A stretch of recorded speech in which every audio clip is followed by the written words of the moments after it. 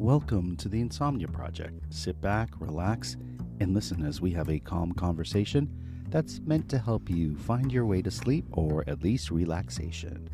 Hi, I'm here. That's Amanda, and I'm Marco Timpano. I'm Amanda Barker. And some good news, Amanda. What's that? So for our listeners who've been asking about ad-free listens for our podcast, I've been able to get the Insomnia Project onto a service that will provide that. So if you go to insomniaproject.supercast.com, you can get yourself a subscription so that you don't hear the ads that will sometimes appear at the start of this podcast. Now, I do have a 10-day free sort of offer going on so that you can test it out. It's new to me too, Amanda. I've never used this service before, so I'm hoping it will work out for everyone. And don't worry if you didn't write that down. I will have it in the show notes. It's the insomniaproject.supercast.com. A lot of our listeners were asking for this sort of service, if you will. And we'll see how that goes, Amanda. Yeah. Did you hear that little crinkle? I heard the crinkle, yes. Oh, okay. Folks, true story. I dyed my hair, dyed my roots. You've got Amanda with a dyed bag on her head right now. I'm at an age where I'm dyeing my roots. And so they're sitting patiently for me to wash them out. How long do you have to wait for that dye to take hold? I don't know. I usually say about 20 minutes. For me, it's like I want to get the hair, but if I've dyed any of my scalp, I don't want that super glued on. So a little column A, a little column B. Maybe it should be 30, but I do 20. Now, here's a tip for our listeners, because my mother was a hairdresser all my life, and so I was around her. A very good hairdresser, I will say. I was around her doing hair forever. And Hairstylist. I think hairdresser is one of those antiquated terms. Maybe like sunbathing. We don't really say that anymore, do we? I think suntan lotion. Remember we used to call all sunscreen suntan lotion. I still call it suntan lotion. Okay. So here's a hot tip for any listener that might dye their hair and get splotches on their skin, and they want to get those splotches of dye off their skin. I feel like splotch is a word you created. What do you call it? Mark? A little? Yeah, dye. Dye marks? Yeah. I mean, I think we know what you mean by splotch. I think splotch is the better word. It is the better word. So if you have ash, cigarette ash or other ash, and you put that ash with a little bit of water and make almost, for lack of a better term, ash paste, and you take that ash paste and you rub it on your splotch, your dye splotch will come out. Okay. And it will not dye your skin. Okay. Yeah. So that's a little hot tip for any. Will it work for my sunspots? No, that's not recommended. Okay. By any dermatologist or the Insomnia Project podcast to use that for those purposes. Because I have those too. They came along with the need whitening. for dye. Yeah, the need for dyeing my roots. I don't need a ton, but just a little bit in the front.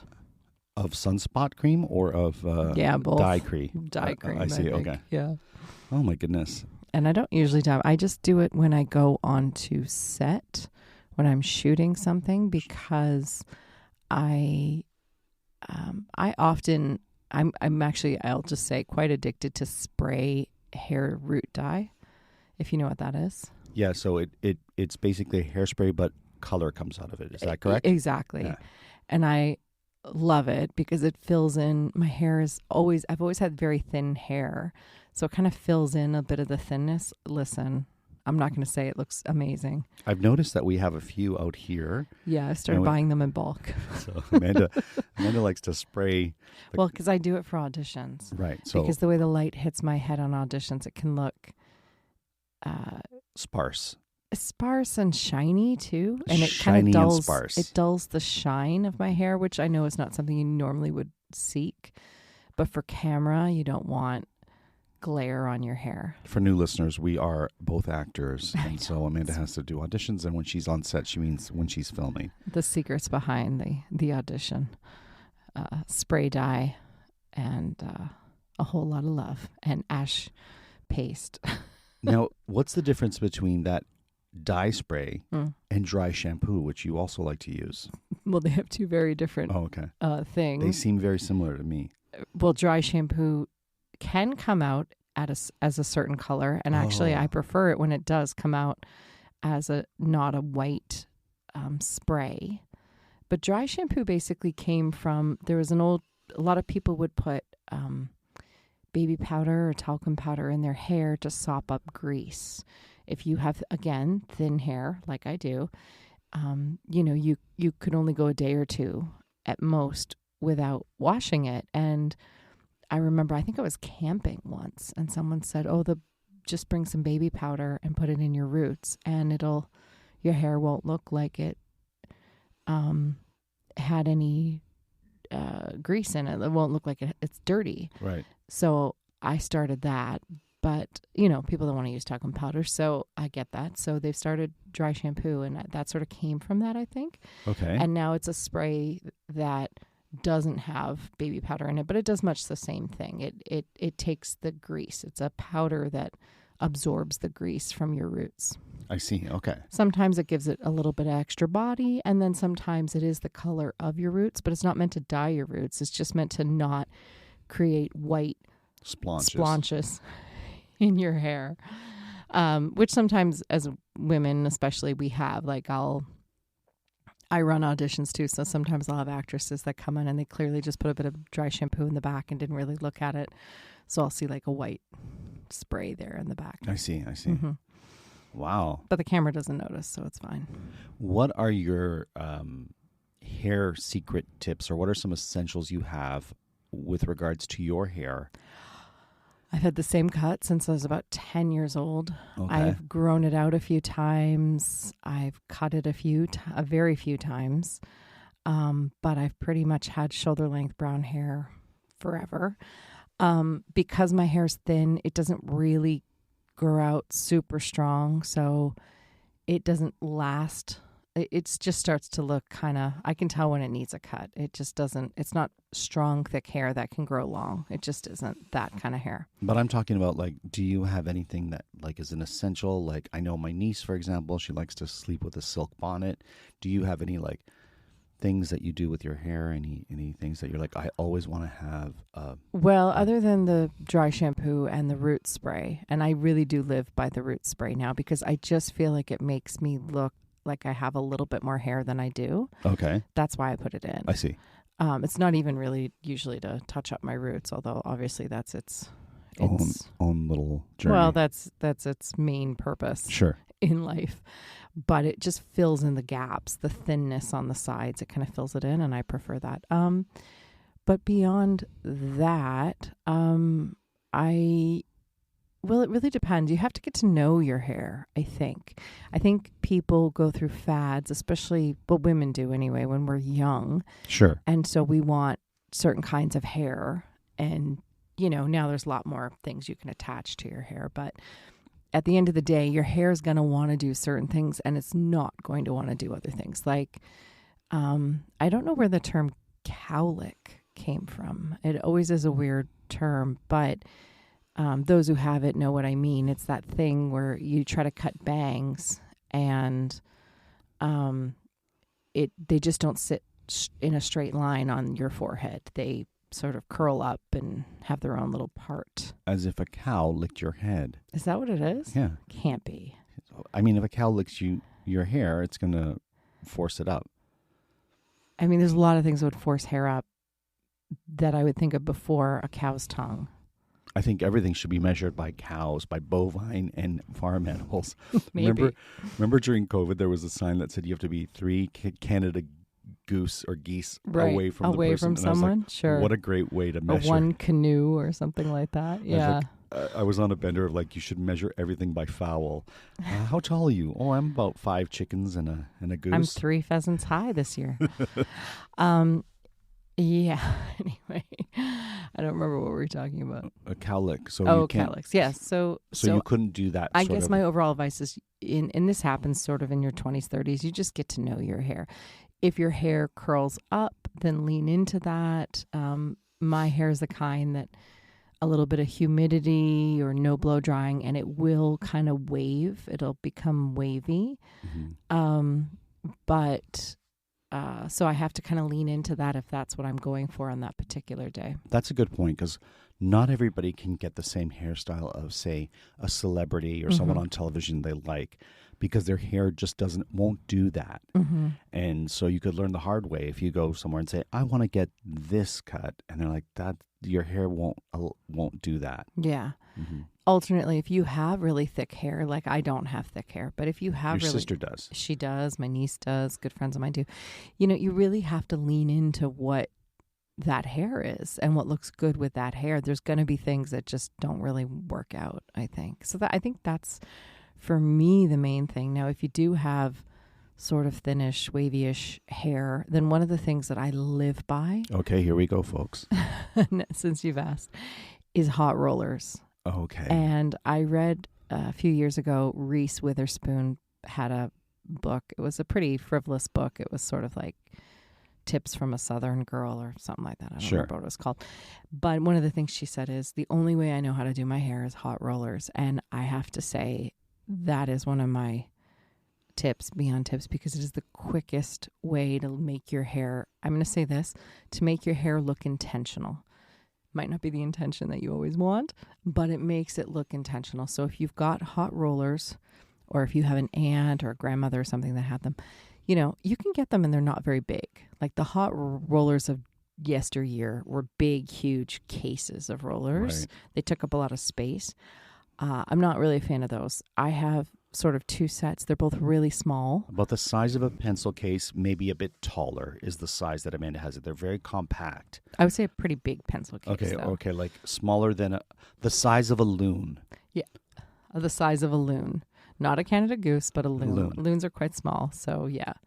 A bigger or medium, a small to medium-sized bird. Or a gosling. A gosling, that's but not a Ryan. Right. Anyway, so hot rollers, and then in that little roller pack, you'll have sometimes that are different sizes. Some are smaller for like tighter curls, and then some are bigger for a more rounded kind of flip kind of curl, or just to give it some body. Those work really great in my hair because I plug them in. They're kind of cooking for 10 minutes while I take a shower, do my makeup, whatever. Usually what I do is I plug them in first thing, make a coffee, come back upstairs. If I'm showering, great. If I'm not, then dry shampoo it is.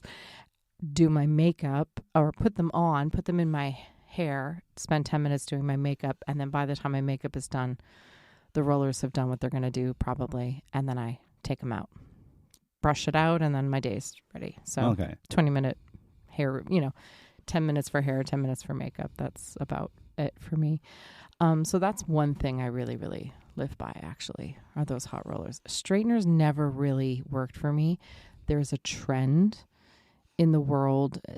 I shouldn't say it's a trend because it's been for the last 10 years where people curl their hair with straighteners and they go for that look, or they use a curling iron that doesn't have, how do I say this? A self-clipping thing. They wrap the hair around the barrel. It's just the tube. It's just the cylinder without the... You can also do that same thing with a straightening iron, like slowly move the straightening iron in circles. That is what they do on set. That is what hair and makeup artists usually use. It's too much work for me. I've never had a lot of luck with it. I do it sometimes, but I don't do it a whole lot. Do you remember the crimping iron to crimp your hair? Oh, I sure do. Did you ever crimp your hair? Yeah, I sure did. Oh, did you ever crimp yours? I wish I had hair to crimp. But now, back in the day even. No. I mean, why would I crimp my hair? For fun, because eventually everybody, if you see a crimping iron, you just got to know, is it going to work? No, I didn't. My thing was because my mother was a hairstystylist, I was always around hair things, so that stuff never intrigued me. I see. It's always amazing because ever since I was a child, like since birth, I've been around my mother doing women's hair. And so I have a keen eye on women's hair just by being around it. And I'll often say to Amanda, like, our friend got a really good haircut. And she's like, how can you tell? I'm like, I can just tell it'll grow out nicely. And you got a haircut recently and you were iffy about it. And I said, no. I said, Amanda, this cut is really good. She did a good cut on you. Just give it a day or two. Because sometimes you can tell how good a haircut is by how it grows out. So if it's because a hairstylist can make your hair look great on the day, Right. but once that day is gone and you wash your hair and whatnot, the haircut will reveal itself. And if it's a good cut, you'll be able to do things with your hair. If it's a bad cut, in a few days or a week after it grows out, it's just going to be a splotch of mange. A splotch of mange. Yeah. So one of the things that was a little different with that cut, she really wanted to put more layers in my hair. Mm-hmm. Hairdressers like to, or hairstylists like to put layers in hair. I'm going to say this. I do find my friends that have thick hair, they go to the hair stylist Salon, sure. person. They get haircuts. They inevitably say he or she we decided to do some layers. Sometimes it's we, like having a baby. We decided this time we were going to do some layers. Maybe it looks good on the day, but then they just, especially like thick, kind of coarser hair, Sure. It just looks like frizzy mullet, Right. choppy chop. I just don't like it. It's just not for me. I mean, listen, some people want frizzy mullet, choppy chop. How do you feel about your hair cut now that you've had it for a couple of weeks now? It's okay. Oh, She it's okay. left a little bit too much length and cut a little bit too much layer for I me. see. But Yeah. I don't mind it. I mean, No. it's been okay. It's a bit too layered for me. It looks good. It does look well, good. thank you. Let me ask you this, Amanda. You had mentioned some trade secrets from the set that hair stylists will do. Are there any other trade secrets that our listeners might not be aware of because they're not on set, that a makeup person or a hair and makeup people do to actors that you're like, oh, that's a really interesting or great little tip that you've noticed? Certainly makeup people do things that are really fascinating. When I was on the set of Handmaid's Tale, they used a product on me that I fell in love with, and I went and sought out, and I've used it a bunch since. It's called, I think, Osis. It's a little red bottle of powder, and I think that's the name of it, OSIS, I think. It's like $20. And it stiffens the roots. It's a little bit of powder that you shake into your roots.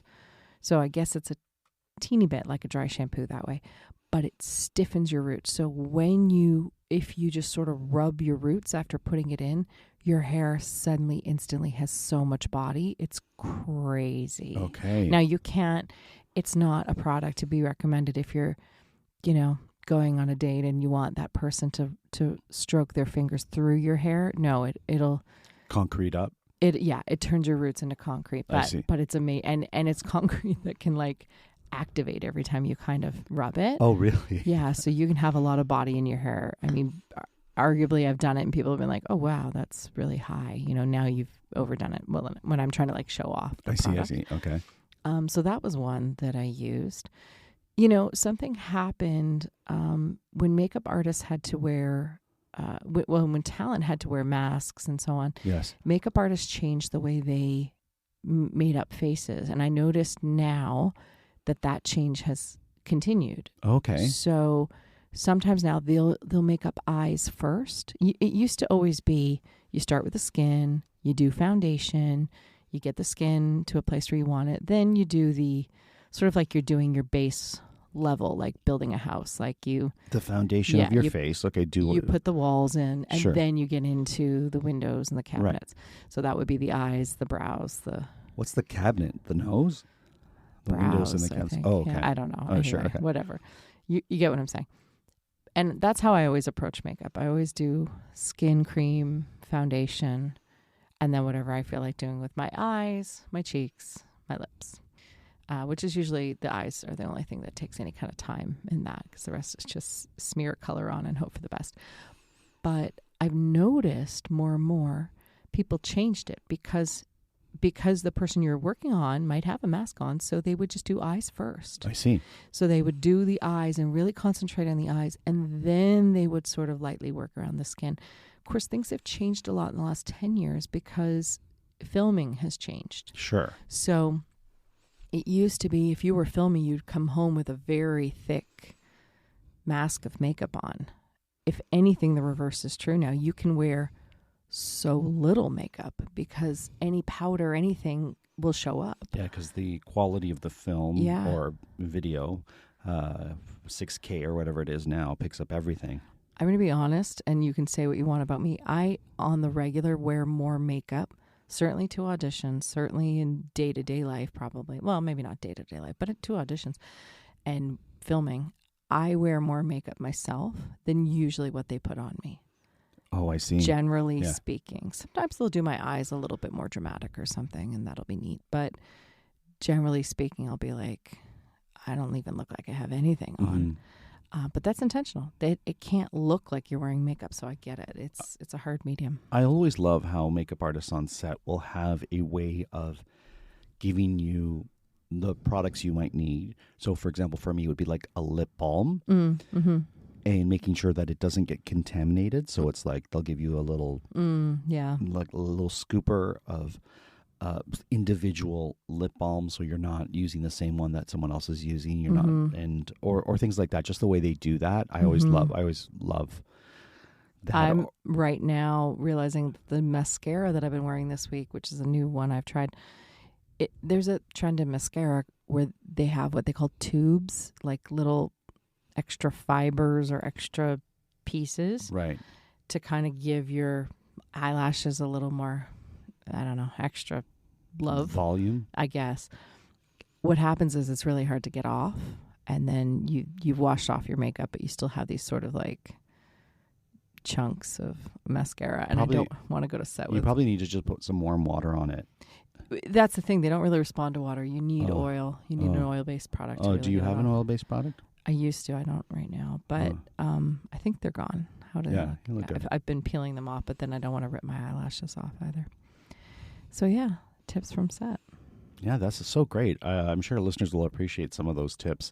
And, it's always great to share with people, things like that. I'm trying to think of other things that they've done in the past. Like everyone has their own way of doing. I had to wear a halo once. Do you know what that is? No.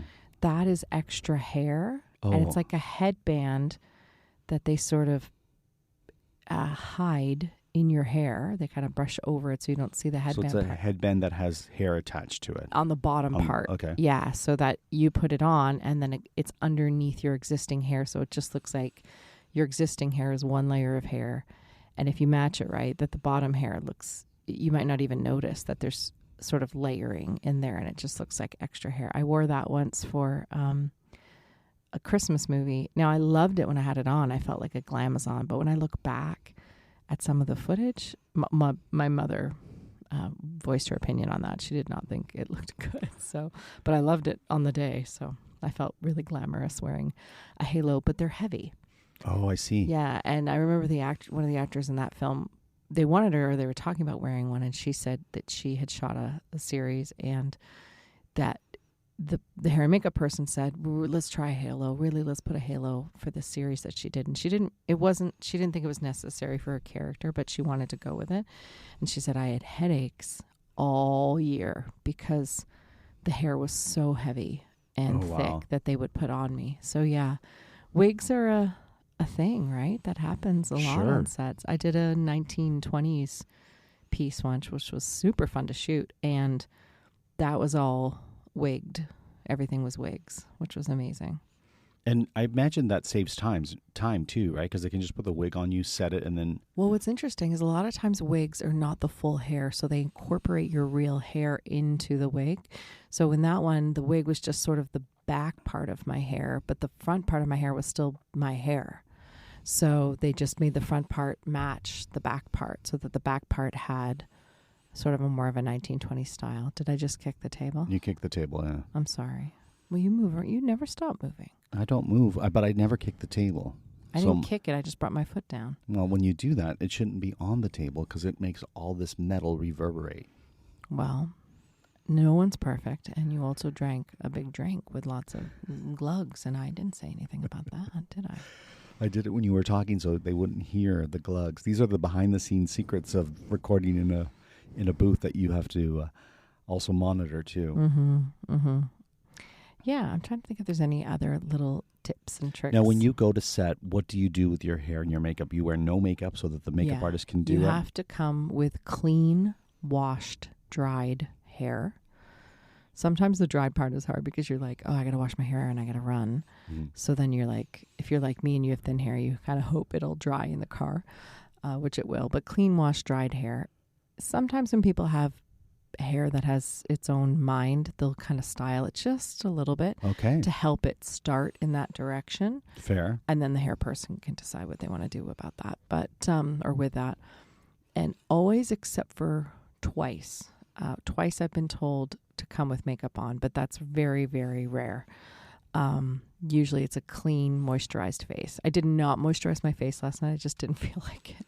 So I need to wash my hair now and moisturize your face. Moisturize my face. All right. And on to set I go. On that note, we hope your hair is washed and your face is moisturized as you listen to this podcast. Or if it's not, that's fine too. We won't tell. But we hope you enjoyed the show. Once again, I'll just remind our listeners that we now have a way that you can listen to the podcast episodes without ads, and that's the insomniaproject.supercast.com. I'll have it in the show notes. Until next time, I hope you were able to listen to this podcast and find your way to sleep.